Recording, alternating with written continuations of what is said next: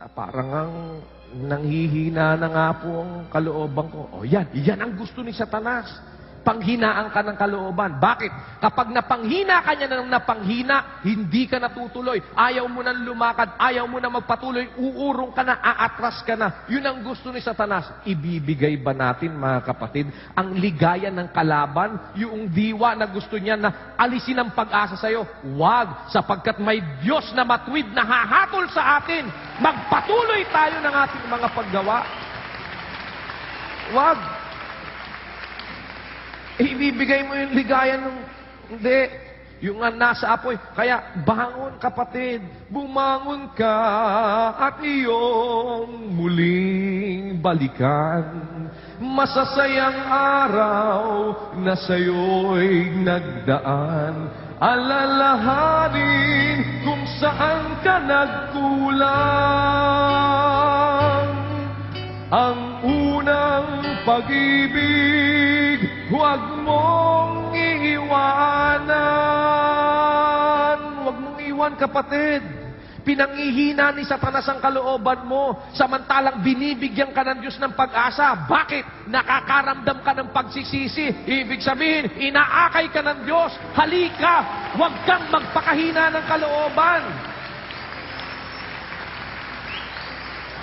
Sino pa kaya, mga kapatid, ang higit na nakakaalam ng balangkas ng bawat isa sa atin, nakakatarok ng ating mga puso, nakakaalam ng ating mga kahinaan, nakakaalam ng lahat ng bagay sa ating mga buhay? Hindi ba ang Diyos na lumikha sa ating mga magkakapatid? At kung siya'y nakakaalam niyan, hindi ba lalo na dapat nating asahan na higit na makakaunawa ang Diyos na mapagmahal sa ating mga kahinaan, sa ating mga pagkukulang at mga pagkakamali?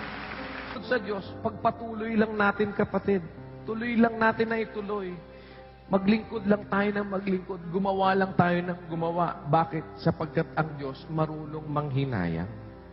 Hindi ba panghihinayangan sila gaya ng isang tao na nangihinayang sa kanyang anak na naglilingkod sa kanya? Kung nakikita ng Diyos, mga kapatid, na mapagsikap tayo, ikaw ay talagang pinipilit mo. Nakikita ng Diyos sa atin, hindi ka pumapalya sa pasalamat, hindi ka pumapalya sa pagkakatipon, sa prayer meeting.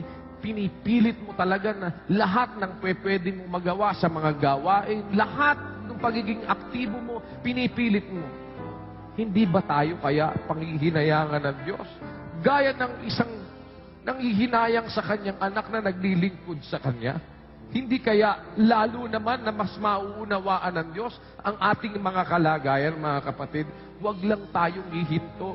Huwag lang tayong bibigay. Huwag lang nating ialis sa ating puso ang pag-asa na may Diyos tayong mapagmahal. In the first place, mapagpahinuhod ng Diyos. Dapat nating maisip palagi.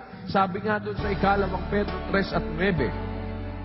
Hindi mapagpaliban ang Panginoon tungkol sa kanyang pangako, na gaya ng pagpapalibang ipinalalagay ng iba, kundi mapagpahinuhod sa inyo, na hindi niya ibig na sino man ay mapahamak, kundi ang lahat ay magsipagsisi. Hindi niya ibig na ang sino man ay mapahamak, kung hindi ang lahat ay magsipagsisi. Hindi mapagpaliban ng Panginoon tungkol sa kanyang pangako, gaya ng pagpapalibang ipinalalagay ng iba, kung hindi mapagpahinuhod sa inyo. Eh di ang Diyos ay mapagpahinuhod, na binibigyan tayo ng chance na makapagsisi. On that principle, mga kapatid, nagtitiis ang Diyos, nagpapahinuhod siya dahil gusto niya maligtas tayo. He is patiently waiting for us to realize our mistakes. Nagtitiyaga ang Diyos, nagtitiis siya, nandun siya. At sabi niya, anak, iniintay ko, ma-realize mo, mali yan. Nagpapahinuhod siya. Gusto niya maligtas tayo. Anak, ma-realize mo, mali yan. Umalis ka dyan.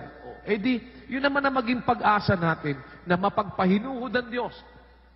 Mapanghinayang ang Diyos. O edi, siya, kung paano matyaga siyang nagtitiis. Anak, nararamdaman mo naman, sa kalooban mo, nagsisisi ka. Yun ang gusto ng Diyos eh. Inaakay ka ng Diyos. Halika, halika anak.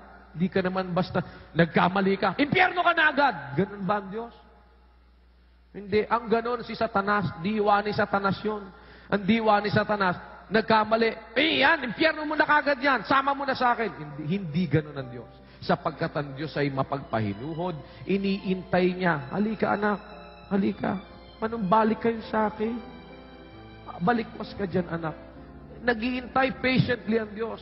Umalis ka dyan. Huwag mong ilulung ang sarili mo dyan anak. Ikapapahamak mo yan. Halika, naghihintay ako sa iyo. Halika dito.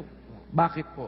Ang gusto ng Diyos, hindi niya gusto na ang sino man ay mapahamak. Ang gusto niya, maligtas tayong lahat. Kaya matyaga siyang nag-iintay. Pagka nare-realize natin yon, mga kapatid, dumadating sa atin yung punto na yon.